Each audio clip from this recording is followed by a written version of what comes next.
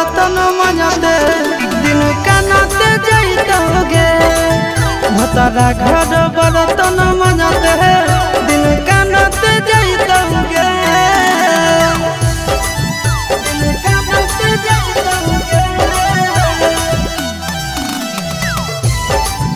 भतारा घर बर्तन मजते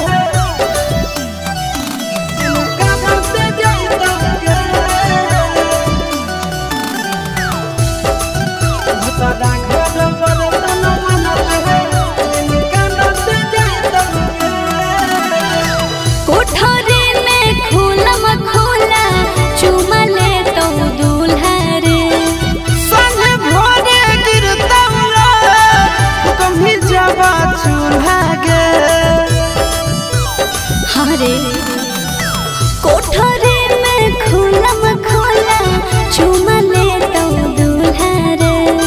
सन भोरे गिरतौला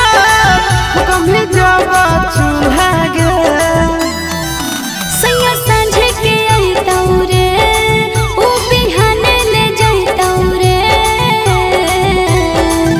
भतारा घर बर्तन मजते दिन कानते जाइतोगे भतारा घर बर्तन मजते दिन कानते जाइतोगे दिन कानते जाइतोगे भतारा घर बर्तन मजते दिन कानते जाइतोगे भतारा घर बर्तन मजते दिन कानते जाइतोगे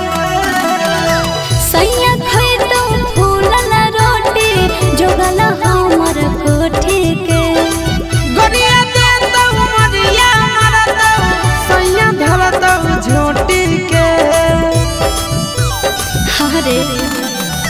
सैया खइतौ फूलल रोटी जोगल हमर कोठी के